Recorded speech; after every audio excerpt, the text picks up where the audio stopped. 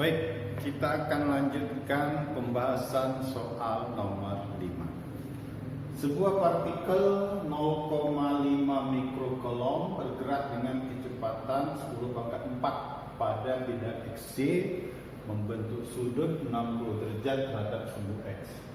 Bila induksi magnetiknya 5 Tesla, masanya 10⁻⁻ kilogram, hitung berapa jari-jari dan bagaimana bentuk lintasan partikel. Baik, cara menjawab ini, langkah pertama, coba kita uraikan arah kecepatan V terhadap sumbu X dan sumbu Y. Ingat, secara aturan vektor, kalau V kita uraikan ke sumbu X, inilah nilai Vx. Lihat gambar, Vx ini di samping alfa, samping per miring pengertian cos, maka nilai Vx adalah V dikali dengan cos alfa. Dalam hal ini, karena alfanya 60, Vx sama dengan V cos 60. Kemudian, langkah kedua, uraikan juga V terhadap sumbu Y. Ya, lebih kurang inilah nanti uraian gaya pada sumbu Y. Vy ini sisinya sama dengan di sini. Sisi ini di depan alfa, depan per miring. Ingat, depan per miring adalah pengertian dari sin alfa. Maka dalam hal ini, Vy nilainya adalah V sin alfa. Baik, itu yang pertama. Kemudian langkah kedua, coba kita lihat arah medan magnet terhadap Vy. Karena Vy dengan medan magnet sejajar, berarti sudut yang dibentuknya bernilai 0. Dari gaya Lorentz B kali Q kali V sin alfa, karena alfa pada sumbu Y berharga 0, kita substitusi kembali, sin 0 nilainya 0, maka gaya Lorentz pada sumbu Y kita akan peroleh nilainya 0.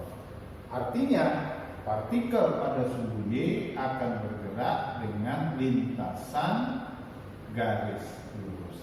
Kenapa? Karena tidak mengalami gaya Lorentz. Ini yang pertama. Oke. Kemudian langkah ketiga, coba kita perhatikan uraian kecepatan terhadap sumbu X. Kecepatan terhadap sumbu X kebetulan tegak lurus, maka sudutnya 90 derajat.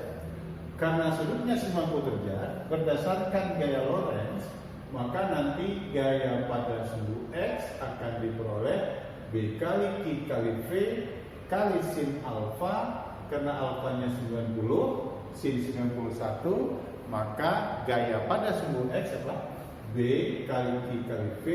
Ini akan menghasilkan lintasan melingkar, membentuk lintasan lingkar. Nah, karena mempunyai lintasan melingkar, kita bandingkan nanti gaya ini dengan gaya sentripetal, ya. Kita akan peroleh jari-jari dari lintasannya adalah sebagai berikut.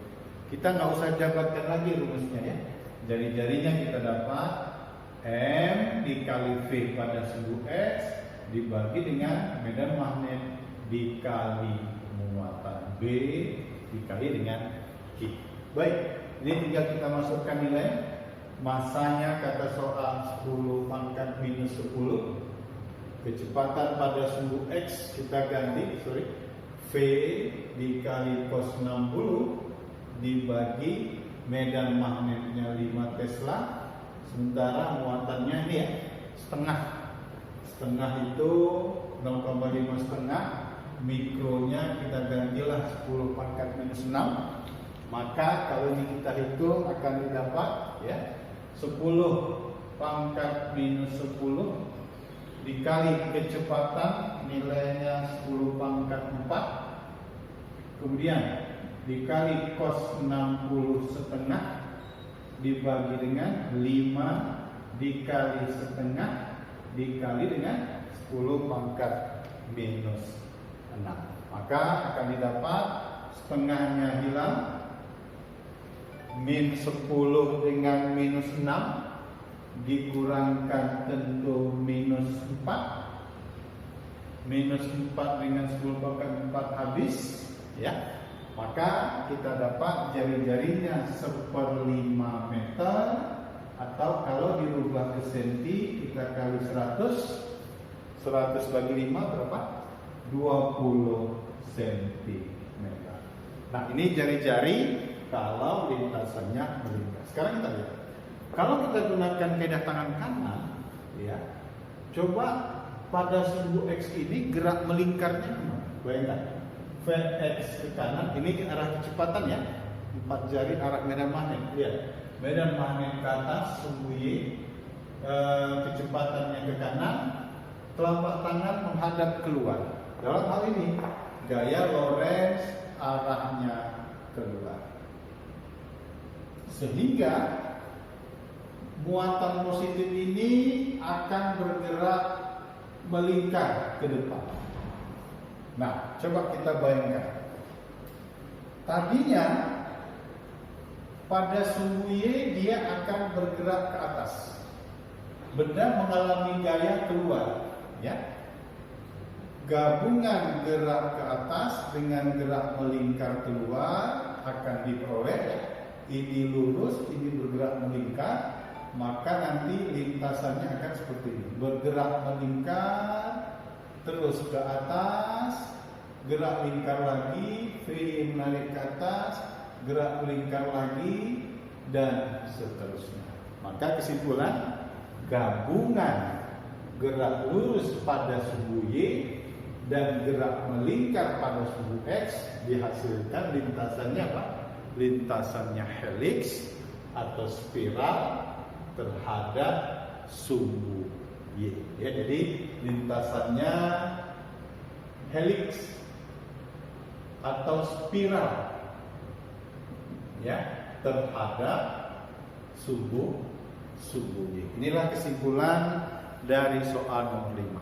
Perpaduan lintasan lurus pada sumbu Y dengan lintasan lingkaran pada sumbu X menghasilkan apa? Lintasan helix sejajar atau searah dengan medan magnet terhadap sumbu Y.